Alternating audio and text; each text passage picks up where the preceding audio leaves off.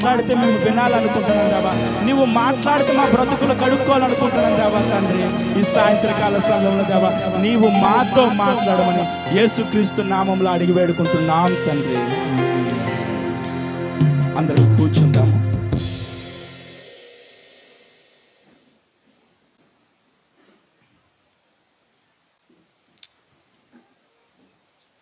అందరికీ యేసుక్రీస్తు నామంలో వందనాలు. సమయం ఇచ్చిన దైవ సేవకులకి, కూడి వచ్చిన పెద్దవాళ్ళకి, చిన్నవాళ్ళ అందరికీ నా ప్రత్యేక వందనాలు.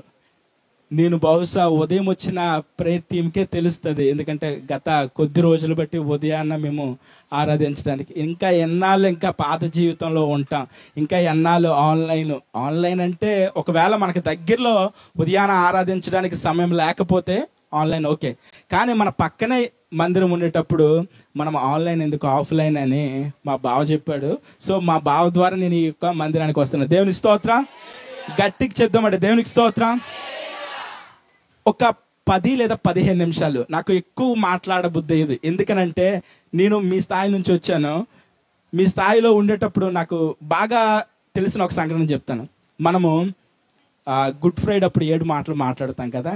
మాట్లాడుతునేటప్పుడు వాక్యాన్ని బాగా ఇష్టపడిన వాళ్ళు గంట మాట్లాడినా 2 గంటలు మాట్లాడినా హ్యాపీగా ఉంటారు. కానీ వాక్యానికి కొంచెం దూరంగా ఉన్న వాళ్ళు మీటింగ్ పెడతారు. ఏమనంటే ఎవర్రా బాగా చెప్పారు 7 మాటలు అంటే, నేను ఎక్కువ అంటాను ఎవరైతే తక్కువ మాట్లాడారో వాళ్ళే ఇష్టం. ఎందుకంటే తక్కువ మాట్లాడే వాళ్ళే ఎక్కువగా ఇష్టపడతారు. కాబట్టి నాలాగే ఎవరైనా ఒకరు ఉంటే, అందరూ అలాగ ఉండరు, ఒకరు ఉంటే వాళ్ళ కోసం. దేవునికి స్తోత్రం, దేవునికి స్తోత్రం. అదేవిధంగా ఇప్పుడు మనం క్రిస్మస్ దినాల్లో ఉన్నాం. మనము సందర్భ సహితంగా ఉండాలి. చావు దగ్గరికి వెళ్ళేటప్పుడు చావు దగ్గర మాట్లాడాలి, పెళ్ళికి వెళ్ళేటప్పుడు పెళ్ళికే మాట్లాడాలి. అక్కడిదిక్కడ ఇక్కడిదక్కడ మాట్లాడితే కొంచెం బాగోదు. దేవునికి స్తోత్రం. ఒక 5 లేదా 10 నిమిషాలు లేదా 15 నిమిషాలు దేవుని యొక్క మాటలని, క్రిస్మస్ దినాల్లో ఉన్నాం కాబట్టి మనం కొద్ది నిమిషాలు దేవుని యొక్క వాక్యాన్ని ధ్యానించుకుందాము. లూకా సువార్త 2వ అధ్యాయము 10వ వచనము. లూకా సువార్త 2వ అధ్యాయము 10వ వచనము. అయితే ఆ దూత భయపడకుడి, ఇదిగో ప్రజలందరికీ కలుగబోవు మహా సంతోషకరమైన సువర్తమానము నేను మీకు తెలియజేయుచున్నాను. చాలండి. ఈ యొక్క లేఖనము బహుశా ఈ డిసెంబర్లో ప్రతి ఒక్కరి నోట్ల, ప్రతి ఒక్కరి చదివే మాట బహుశా ఈ యొక్క వచనం అవుతుంది. దేవునికి స్తోత్రం. ఇలాంటి మాట విన్న ఒక 3 చెట్లు గురించి నేను చెప్తాను. ఇలాంటి మాటలు విన్న ఒక 3 చెట్లు. ఏంటి ప్రజలందరికీ కలగబోయే మహా సంతోషకరమైన వార్త అట ఇది, ఏంటి వార్త అనుకొని ఈ 3 చెట్లు మాట్లాడుతున్నాయి. ఏమనంటే మనల్ని మన ఓనర్ యజమాని పెంచుతున్నాడు. ఎందుకు పెంచుతున్నాడు అంటే టైం వచ్చినప్పుడు మనల్ని కట్ చేసి మనల్ని వాడుకోవడానికే అని ఈ యొక్క 3 చెట్లు మాట్లాడుతున్నాయి. ఇది నిజంగా జరగలేదు, మీకు అర్థం అవడానికే చెప్తున్నాను. మళ్ళీ తర్వాత అన్న ఎక్కడ జరిగిందంటే నేను చెప్పలేండి. దేవుని స్తోత్రం. అయితే ఈ 3 చెట్లు ఏమని మాట్లాడుతున్నాయి అంటే, ఒకవేళ మనము మన యజమాని నుంచి కట్ అయిన తర్వాత మన యొక్క జీవితము ఏ విధంగా ఉంటుంది, ఏ విధంగా ఉండాలి అనుకుంటున్నాము అని ఆ 3 మాట్లాడుకుంటే అందులో ఒక చెట్టు అన్నదట, నేను మన దేశం యొక్క రాజు యొక్క సింహాసనం అవ్వాలని ఉంది అని అంటాడు. అబ్బా చాలా మంచిదే. ఎందుకు రానంటే రాజు యొక్క సింహాసనం దగ్గరికే కదా పెద్ద పెద్దలు అందరూ వచ్చి నమస్కారం చేస్తారు. ఆయన చేస్తే నాకు చేసినట్టుగా కదా అని. దేవునికి స్తోత్రం. అయితే మంచి తన పొజిషన్ తీసుకుంది. 2వ చెట్టుకి మాట్లాడుతుంది, నువ్వు ఏమవ్వాలంటే నేను రాజు యొక్క రథాన్ని అవ్వాలి అనుకుంటున్నాను. ఎందుకంటే రథం ఎక్కడికి వెళ్ళినా రథాన్ని చూసి అందరూ రాజుగారు వస్తున్నారని నమస్కారం చేస్తూ ఉంటారు కదా. నేను రాజుగారి యొక్క రథాన్ని అవ్వాలనుకుంటున్నానంటే 3వ చెట్టు అంటుంది, మంచివన్నీ మీరు తీసుకుంటే ఇంకేటి ఉంటుంది, ఆయన చావే ఉంటుంది. ఆ చావుకి సమాధి పెట్టికైనా నేను అవుతాను అనుకుంది. అనుకున్న తర్వాత సమయం వచ్చింది, ఓనర్ కట్ చేశాడు. కట్ చేసిన తర్వాత ఏదైతే సింహాసనం అవ్వాలన్నదో అది సింహాసనం అవ్వలేదు. అది ఏటైందంటే ఈ చెత్తలు వేసుకున్న డొక్కులు ఉంటాయి చూడండి, అలాంటి ఒక పాత్ర అయింది.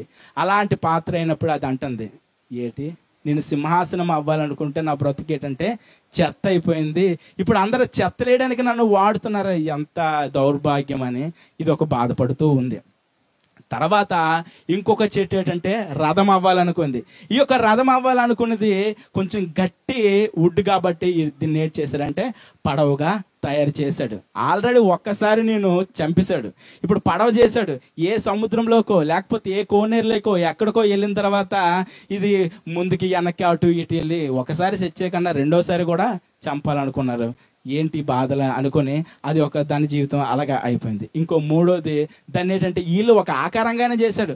ఆ యొక్క చెట్టుని అలాగేటి కాకుండా 2-3 ముక్కలు కట్ చేసి పడేశాడు ఎక్కి.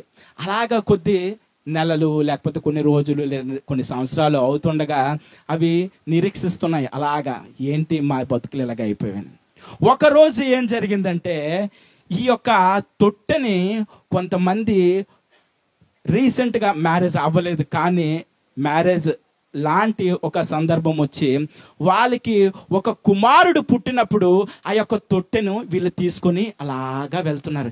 ఏంటి ఇంతవరకు అందరూ మా మీద చెత్త ఇస్తారు, అదే ఇస్తారు, ఇదే ఇస్తారు అని అనుకుంటే మమ్మల్ని ఏంటి ఒక బాలుడు వేయడానికి వాడుతున్నారు అని. ఆ యొక్క బాలుడు ఆ యొక్క తొట్టిలో పడినప్పుడు ఆ తొట్టి ఇలాగ అవుతూ ఉంటే ఆ తొట్టి దగ్గరికి వచ్చి అందరూ సాష్టాంగ నమస్కారం పెడుతుంటే ఏంటి ఈ బాలుడికి ఏంటి సాష్టాంగ నమస్కారం పెడుతున్నారు, ఈ బాలుడికి ఏంటి బంగారము బోలము ఇవన్నీ సమర్పిస్తున్నారు, ఎవరు ఈ బాలుడు అని అంటే లోక రక్షకుడట. దేవునికి స్తోత్రం, దేవునికి స్తోత్రం. ఈ యొక్క తొట్టె అనుకుంటుంది నా జీవితం అయిపోయింది, నన్ను ఒక చెత్తగా వాడుకోవాలనుకుంటున్నారు. కానీ లోక రక్షకుడు నా దగ్గరికి రావడం ఏంటి, నేను తన యందు ఉండడం ఏంటి, నన్ను వీళ్ళందరూ వచ్చి తూర్పు దేశపు జ్ఞానులట వీళ్ళొచ్చి నన్ను నమస్కరించడం ఏంటి, ఆ యొక్క గొల్లలు వచ్చి నన్ను నమస్కరించడం ఏంటి అని ఈ యొక్క తొట్టట తనకి ఎంతో ఆనందపడిపోతుందట. నిజంగా తొట్టి లాంటి జీవితాలు మనం అందరం అండి. తొట్టి లాంటి జీవితం, ఎందుకు పనికిరాని జీవితాలు మనం అన్నీ. కానీ మన పనికిరాని మన జీవితాలు క్రీస్తులోకి వెళ్తేనే మనకంటూ ఒక విలువ ఉంటుంది. దేవునికి స్తోత్రం, దేవునికి స్తోత్రం. ఈరోజు దేవునికి దూరంగా ఎవరైనా ఉంటే, దేవా నేను ఎందుకు పనికిరాను నాయన, చెత్త వంటి వాడిని, లేకపోతే దేవా నాకు తెలివి లేదు నాయన, నాకు బైబిల్ చదవడం రాదు నాయన, నాకు ప్రార్థన చేయడం రాదు నాయన. ఎక్కువగా మందిరాలు ఏంటంటే ప్రార్థన చేయమంటే భయపడతారు, బైబిల్ చదవమంటే భయపడతారు. చదవగలరు, ప్రార్థన చేయగలరు, కానీ వాళ్ళు ఎప్పుడంటే ఒక్కలుగా ఉండేటప్పుడే. కానీ చాలామంది ఏంటంటే భయపడుతూ ఉంటారు. ఈరోజు దేవుడు మనతోనే మాట్లాడుతున్నారు.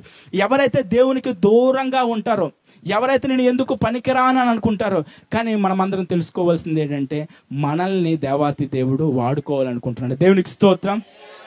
ఒకటి అయిపోయింది, ఇప్పుడు 2 పడవ. ఈ యొక్క పడవ కొన్ని సంవత్సరాల తర్వాత అలా ప్రయాణిస్తూ ఉండగా ఒక రోజు విపరీతమైన గాలి తుఫాను వచ్చినప్పుడు పడవలో అందరూ మాట్లాడుతున్నారు, ఇంకా మన పని అయిపోయిందిలే అనుకునేటప్పుడు ఆ యొక్క పడవని మునిగిపోతుంది అనే సమయంలో ఒక వ్యక్తి వచ్చి ఆ యొక్క గాలిని, ఆ యొక్క తుఫానుని అంతటినీ ఆపడము జరిగింది. అయితే ఎవరు ఆపారు అని ఈ విషయాన్ని తెలుసుకున్న ఆ పడవ ఏంటంటే లోక రక్షకుడు ఆ యొక్క పడవలోకి ఎక్కడం ద్వారా ఆ యొక్క పడవ స్థితి మారిపోయింది. దేవునికి స్తోత్రం. ఈరోజు మన బ్రతుకులు ఏంటంటే ఎత్తు పైకి అటు ఇటు వెళ్తూ ఉంటాయి. అయ్యో నా జీవితం, నేను ఒకప్పుడు ఒక మంచి స్థానంలో ఉండేవాడిని, ఇప్పుడు నేను పడిపోతున్నానే, లేకపోతే ఇప్పుడు పడిపోతున్నాను, నేను ఒక మంచి స్థానంలోకి వెళ్ళట్లేదే, నా యొక్క జీవితము సముద్రంలో పడవ వంటి అయిపోతుందని చాలామంది బాధపడుతూ ఉంటారు. ఈరోజు మనం తెలుసుకోవాల్సింది ఏంటంటే లోక రక్షకుడు మనలో ఉంటే మనకి ఎన్ని తుఫాను వచ్చినా, ఎన్ని వడగళ్ళు వచ్చినా, ఎన్ని వరదలు వచ్చినా, మరలా యేసుక్రీస్తు వారు 40 రాత్రులు 40 పగళ్ళు ఎంత వర్షాన్ని తెప్పించినా కూడా మన నిలకడ స్ట్రాంగ్గా ఉంటుంది. దేవునికి స్తోత్రం, దేవునికి స్తోత్రం. అదేవిధంగా ఈ యొక్క మూడోది ఏంటంటే ఏమవ్వాలనుకుంది, ఇది సమాధి పెట్టిక అవ్వాలనుకుంది. ఈ యొక్క సమాధి పెట్టిక అవ్వాలనుకున్నది ఒకానొక రోజున ఆ యొక్క కంసాలి చూసాడు, ఈ 2 ముక్కలుగా పడింది, దీన్ని ఎవరో ఒక వ్యక్తికి సిలువ వేయాలని అనుకున్నారని చెప్పి ఒక సిలువ ఆకారం చేసి, ఎప్పుడైతే విలువ లేని ఆ యొక్క కర్రని ఒక సిలువగా మార్చారో, ఆ సిలువలో ఎప్పుడైతే యేసుక్రీస్తు వారు వేలాడారో అప్పుడే దానికి విలువ వచ్చింది. దేవునికి స్తోత్రం. ఈరోజు విలువ లేని మన బ్రతుకులు ఎప్పుడైతే క్రీస్తులో ఉంటాయో అప్పుడే మనకి విలువ ఉంటుంది. దేవునికి స్తోత్రం. ఈరోజు దేవుడు మనతోనే మాట్లాడుతున్నాడు. ఈరోజు దేవుడు మనతోనే ఈ యొక్క క్రిస్మస్ దినాల్లో మాట్లాడుతున్నాడు. మనకు విలువ లేదా, లేకపోతే మనం ఎందుకు పనికిరామా, లేకపోతే మన యొక్క కుటుంబ పరిస్థితులు అతలాకుతలంగా ఉన్నాయా? ఒకసారి దేవుడు మనతోనే మాట్లాడుతున్నాడండి. ఎప్పుడైతే మనము క్రీస్తులోకి ఉంటామో, ఎప్పుడైతే మనము క్రీస్తుని సొంత రక్షకుడిగా అంగీకరించుకుంటామో, అప్పుడే మన యొక్క జీవితాలు బాగుపడతాయి. దేవునికి స్తోత్రం. మనమందరం కళ్ళు మూసుకుందాం, చిన్న ప్రార్థన చేసుకుందాం. శాశ్వతమైన ప్రేమతో మమ్మల్ని ప్రేమిస్తున్న మా తండ్రి, నాన్న ఈ యొక్క సాయంత్రకాల సమయంలో దేవా తండ్రి, ప్రపంచంలో దేవా ఈ రోజు నుంచి ప్రారంభం అవుతాయి నాయన క్రిస్మస్ దినాలు. ప్రత్యేకంగా నాయన సంఘ కాపరుల నిమిత్తం ప్రార్థన చేస్తున్నాను దేవా. వారి యొక్క పాదాలు ప్రతి ఒక్క ఇంటిల్లో వెళ్ళేటట్లు సహాయం చేయమని కోరుకుంటున్నాను దేవా తండ్రి. నాయన నీ యొక్క దైవ సేవకుల యొక్క పాదాలు ఈ యొక్క క్రిస్మస్ దినాల్లో ప్రతి ఇళ్లలోకి వెళ్ళి దేవా నాయన నీ యొక్క రక్షణ సువార్తను, నీ యొక్క రాజ్య విస్తరణ దేవా తండ్రి ప్రతి ఒక్క ఇంటికి తండ్రి అందించేటట్లా సహాయం చేయమని కోరుకుంటున్నాను దేవా తండ్రి. మరొకసారి నాయన తండ్రి విన్న వాక్యము నిమిత్తం ప్రార్థన చేస్తున్నాము దేవా తండ్రి. విలువలేని మా బ్రతుకులు దేవా తండ్రి, నాయన ఎందుకు పనికిరాని మా జీవితాలు దేవా తండ్రి ఎస్సయ్య తండ్రి స్థిరముగా చేయమని కోరుకుంటున్నాను దేవా. నాయన మా సంఘంలో ఎవరైనా నాయన ఏ విధమైన ఇబ్బందులతో ఉన్నారో మాకు తెలియదు దేవ తండ్రి. నిశ్చితమైతే ఈ యొక్క క్రిస్మస్ దినాల్లో దేవ తండ్రి నాయన వారిని తండ్రి ఎస్సయ్య ఆదుకోండి దేవ తండ్రి. వారికి సహాయం చేయమని కోరుకుంటున్నాను దేవ తండ్రి ఎస్సయ్య. నాయన ఈ ప్రార్థనలో ఆది నుంచి అంతం వరకు నువ్వు తోడై ఉండమని యేసుక్రీస్తు నామంలో అడిగి వేడుకుంటున్నాం తండ్రి. ఆమేన్, ఆమేన్.